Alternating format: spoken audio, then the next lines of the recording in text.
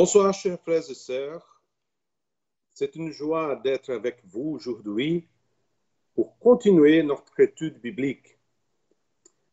Aujourd'hui, j'aimerais faire une autre lien entre les livres de Daniel et de l'Apocalypse, mais cette fois à partir du chapitre 13. La semaine dernière, nous avons vu le lien avec le chapitre 11. Mais d'abord, je vous invite à prier, s'il vous plaît. Seigneur Dieu, comme il est bon d'étudier ta parole et de découvrir des vérités pour notre vie. Guide-nous par ton Esprit Saint afin que nous puissions grandir dans la grâce et la connaissance du Seigneur Jésus. Bénis chaque personne qui nous accompagne dans cette étude. Au nom de Jésus. Amen. Aujourd'hui, je voudrais travailler sur ce sujet, le prince et son alliance. Jean donne une description de ce prince mentionné par Daniel. Apocalypse chapitre 13, versets 1 à 5. Puis je vis monter de la mer une bête qui avait 7 têtes et 10 cornes. Et sous ces cornes, 10 diadèmes. Et sur ces têtes, des noms blasphématoires. La bête que je vis ressemblait à un léopard. Ses pattes étaient comme celles d'un ours et sa gueule comme une gueule de lion. Le dragon lui donna sa puissance, son trône et une grande autorité. L'une de ses têtes était comme blessée à mort, mais sa blessure mortelle fut guérie. Remplie d'admiration, la terre entière suivit alors la bête. On adora le dragon parce qu'il y avait donné l'autorité à la bête. On adora aussi la bête en disant, pardon, qui est semblable à la bête et qui peut combattre contre elle. Il lui fut donné une bouche qui proférait des paroles arrogantes et des blasphèmes. Et elle a reçu le pouvoir de faire la guerre pendant 42 mois. Si le dragon représente Satan, la bête qui sort de la mer représente l'Antichrist. Jean a vu cette bête sortie de la mer. Mais quel symbolisme apporte la mer? La mer représente la masse de l'humanité dans l'agitation. Ce seraient les nations dans leur trouble et leur agitation. L'Antichrist sortira du milieu de ces nations et les mènera à la révolte contre Dieu. Les prophètes nous disent, quant aux méchants, ils seront pareils à la mer agitée qui ne peut se calmer et dont l'eau soulève la vase et la saleté. Un autre texte qui peut expliquer ce symbolisme est Apocalypse, chapitre 17, verset 15. Ce texte est profondément lié à Daniel, chapitre 7, dans lequel le prophète voit 4 bêtes monter de la mer, représentant des séquences d'empires mondiaux. Jean a vu que cette bête avait 10 cornes et 7 têtes. Nous avons déjà vu que le corne symbolise le pouvoir. Et dans ce cas, elle représenterait 10 chefs d'État ou rois, comme dit Apocalypse chapitre 17, verset 12. Les 7 têtes représenteraient 7 montagnes dans une description voilée de la ville de Rome. Que signifie tout cela? Cela signifie que l'Antichrist formera une coalition de nations qui sera plus grande que l'ancien empire romain. Ces dirigeants vont soutenir l'Antichrist. J'en dis encore que sur chaque corne était une couronne et sur chaque tête un blasphème. Les couronnes ou diadèmes, dans certaines traductions, représentent le gouvernement humain. Les chiffres 10 représentent la perfection humaine. Cela nous montre que l'Antichrist régnera sur le monde et que ses rois ou dirigeants des nations seront des marionnettes entre ses mains. Si nous relions ce texte d'Apocalypse chapitre 13 à Daniel chapitre 7, nous verrons que la petite corne donne justement cette idée. L'Antichrist se lèvera au milieu de ses dirigeants et les dirigera. Pire encore, il prononcera une parole contre le Très-Haut, mais la question est la suivante. Quel genre de blasphème sera prononcé? Si nous lisons 2 Thessaloniciens, chapitre 2, versets 7 à 10, nous verrons que cet Antichrist s'assiera à l'intérieur du temple et voudra être adoré comme une divinité. L'apparition de l'Antéchrist se fera par la puissance de Satan. Il y aura en lui-même l'essence du blasphème. Il fera des signes par le mensonge, des signes par lesquels l'humanité sera amenée à ne plus croire au Dieu invisible. Jean poursuit, chapitre 13, verset 2 d'Apocalypse. La bête que je vis avait l'allure d'un léopard. Ses pattes ressemblaient à celles d'un ours et sa gueule à celle d'un lion. Le dragon lui donna sa puissance, son trône et une grande autorité. Nous voyons ici certainement un lien avec Daniel. Le prophète parle des 4 bêtes représentant des empires mondiaux. J'en dis ici que la bête réunira en elle tout le paganisme et la méchanceté des anciens royaumes. Dans le livre de Daniel, la 4e bête est dite indescriptible, une bête terrible. Jean voit la bête comme une coalition des puissances les plus infâmes qui ait jamais foulé la terre. Lorsque nous établissons les liens entre Daniel et le livre de l'Apocalypse, il est très important que nous comprenions certains détails.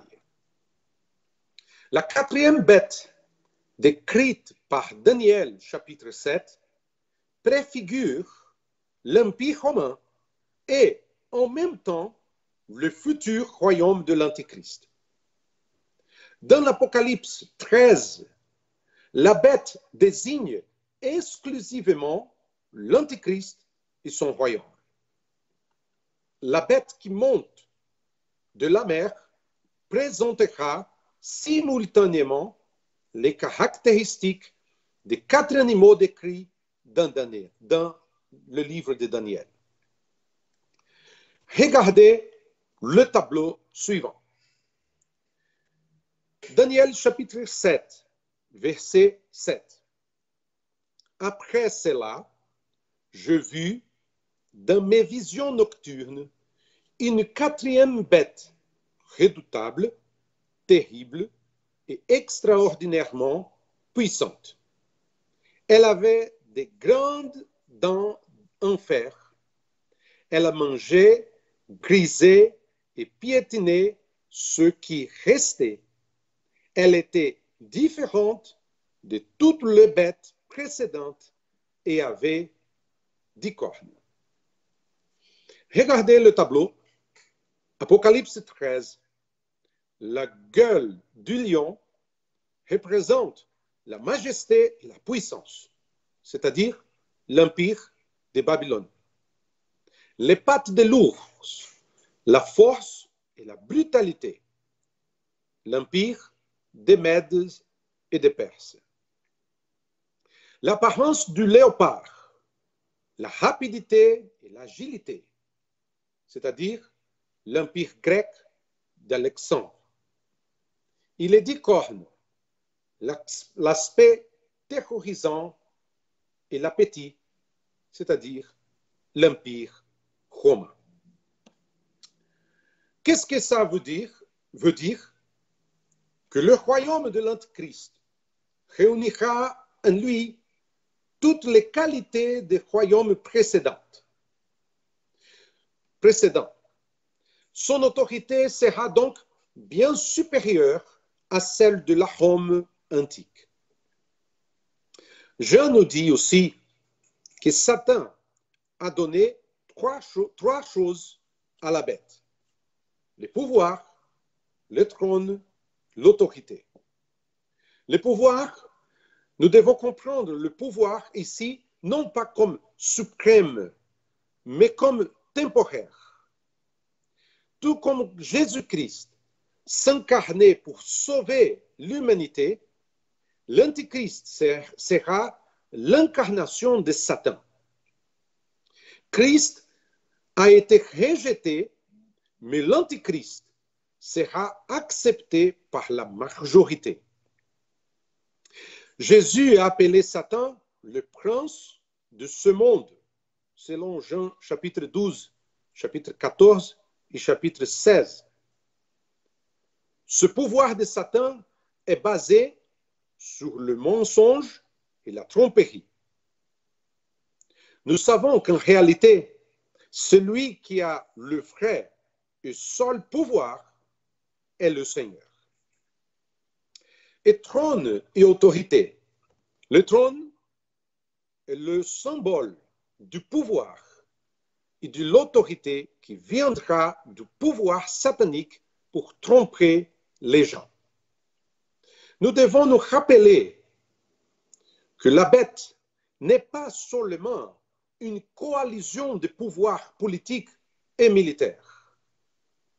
Il sera l'impie, les mâles incarnés, selon 2 Thessaloniciens chapitre 2, verset 9.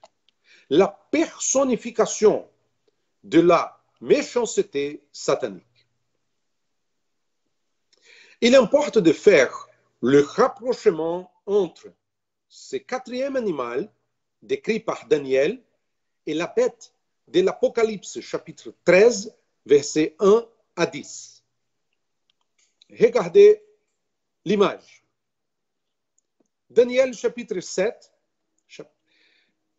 dit un animal à 10 cornes, verset 7, et une petite corne, verset 8, qui injurie le Très-Haut, verset 25, qui fait la guerre au sang du Très-Haut, verset 21, qui agit pendant un temps, des temps et la moitié d'un temps, c'est-à-dire 3 ans et demi. verset 25. Et regardez Apocalypse chapitre 13. Une bête à 10 cornes, verset 1, qui a une bouche qui profère des paroles arrogantes et des blasphèmes contre Dieu, verset 6, qui fait la guerre au sang et le vaincre, verset 13 et verset 7, qui a le pouvoir d'agir pendant 42 mois, c'est-à-dire 3 ans et demi. Ce leader mondial conclura une alliance avec Israël, qui sera un accord de paix ou un traité de sécurité. Il n'y a pas de thème plus propice aujourd'hui que celui-ci, surtout dans cette région du monde. Israël est actuellement un pays entouré d'ennemis. Selon la Bible, cet accord sera d'une durée de 7 ans. Il imposera, regardez bien, il imposera une alliance d'une semaine à beaucoup. Verset 27 de Daniel chapitre 9. Mais au milieu de la semaine, il fera cesser le sacrifice et l'offrande. 3 ans et demi. Ce qui implique qu'il y aura un temple peut-être construit dans la première partie de cet accord. Après la rupture de l'accord, ce prince viendra, le dévastateur commettra les pires monstruosités. Jean décrit cet antichrist comme le faux prophète à l'œuvre. Regardez Apocalypse chapitre 13, versets 11 et 12. Ensuite, je vis monter de la terre une autre bête. Elle avait 2 cornes semblables à celles d'un agneau, mais elle parlait comme un dragon. Elle exerçait toute l'autorité de la première bête en sa présence, et elle obligeait la terre et ses habitants à adorer la première bête, celle dont la blessure mortelle avait été guérie. Dans Daniel chapitre 7, verset 3, les 4 bêtes sortent de la mer, et puis dans le chapitre 7, verset 17, il est dit qu'elles sortent de la terre. Cette relation a un sens figuré, car la mer et la terre représentent les nations dans leurs relations turbulentes. Dans Apocalypse 13, nous retrouvons les mêmes éléments, mais dans 2 perspectives différentes. La première bête émerge de la mer, verset 1, c'est-à-dire des nations. Mais la deuxième bête sort de la terre, verset 11. La question est, quelle est cette terre? Il n'y a pas de consensus, mais certains pensent à la terre de la Palestine, plus précisément à la ville de Jérusalem. Mais il n'y a aucune certitude à ce sujet. Jean relate l'apparition de cette bête, cette deuxième bête. Elle avait 2 cornes, ce qui est destiné à montrer une apparente docilité, car elle serait comme un bélier à 2 cornes et non comme une bête comme la première bête. Dans Daniel chapitre 8, verset 3, on trouve une vision similaire qui, dans ce cas, parle de l'empire perse-mède. Cette apparente docilité sera une imitation bon marché de Christ en tant que prophète. Mais le discours de cette bête, malgré son apparence, sera semblable à celui d'un dragon. C'est-à-dire que l'inspiration du discours viendra de Satan lui-même. Tout comme Christ a été inspiré par le Saint-Esprit et a parlé au nom du Seigneur, le faux prophète sera inspiré par Satan et parlera en son nom. Cette deuxième bête sera le faux prophète qui apparaît dans le reste du livre de l'Apocalypse. Il sera le promoteur d'une fausse religion qui conduira le monde à adorer le diable lui-même. La première bête incarne le pouvoir civil, la seconde, le pouvoir religieux, qui soutiendra le pouvoir civil. Ce faux prophète apparaîtra comme saint et pur. Regardez ce que dit Jean dans le livre d'Apocalypse chapitre 13, versets 12 et 13. Elle, la deuxième bête, exerçait toute l'autorité de la première bête en sa présence. Et elle obligeait la terre et ses habitants à adorer la première bête, celle dont la blessure mortelle avait été guérie. Elle accomplissait de grands signes miraculeux jusqu'à faire descendre le feu du ciel sur la terre à la vue des hommes. Dans 2 Thessaloniciens chapitre 2 versets 9 et 10, Paul nous dit que l'apparition de l'impie se fera par la puissance de Satan, par des signes et des prodiges mensongers. La bête et le faux prophète seront tous les deux la manifestation de la puissance de Satan. Le faux prophète sera soumis à la bête et fera tout pour que les hommes adorent l'Antéchrist. Et comment cela va-t-il se passer? Ce faux prophète utilisera l'argument de la blessure qui a été guérie surnaturellement. Mais pas seulement. Il utilisera des signes, des pseudo-miracles qui tromperont les hommes. Le faux prophète aura le pouvoir de faire descendre le feu du ciel. Il s'agirait d'une imitation de ce que le prophète Élie a fait à l'époque de l'Ancien Testament. Jésus a prévenu, Marc chapitre 13, verset 22, car des prétendus messies et des prétendus prophètes surgiront.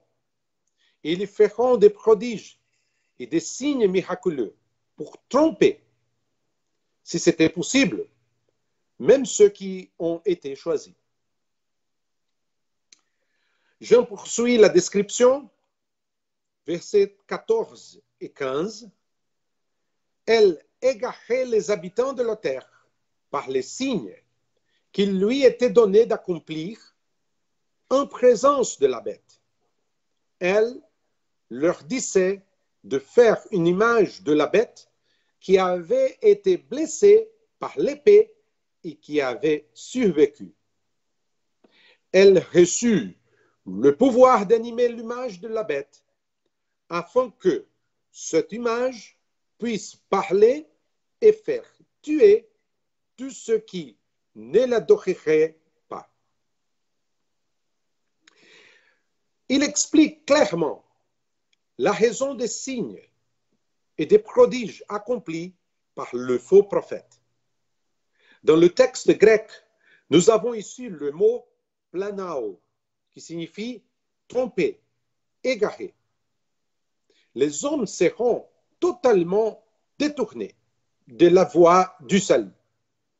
Ce faux prophète promouvra férocement l'idolâtrie de la bête, dans le cas présent, le culte à l'Antichrist. À l'époque de Jean, les chrétiens étaient persécutés parce qu'ils n'adoraient pas d'autres dieux.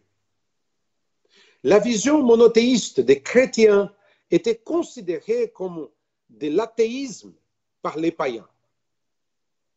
À cette époque, il y avait une forte propagande pour vénérer l'image de l'empereur romain.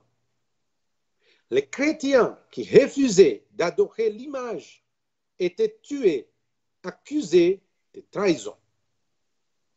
Par exemple, Caligule a provoqué une émeute à Jérusalem parce qu'il voulait son image dans le temple juif. Son intention n'a pas été suivie des faits car il a été assassiné avant que la lettre contenant l'ordre ne parvienne à Jérusalem. Les premiers chrétiens qui liront ce message pour la première fois s'identifieront sûrement aux visions de Jean. Nous devons comprendre que l'Antichrist créera une alliance mondiale autour de lui, en unissant les deux grandes forces qui ont toujours contrôlé l'histoire, la religion et la politique. Il contrôlera le commerce, l'industrie et les affaires mondiales avec son code. Actuellement, de nombreuses œuvres sont en cours de développement grâce à la science et à la technologie pour unir le monde et créer chez les gens un sentiment d'appartenance.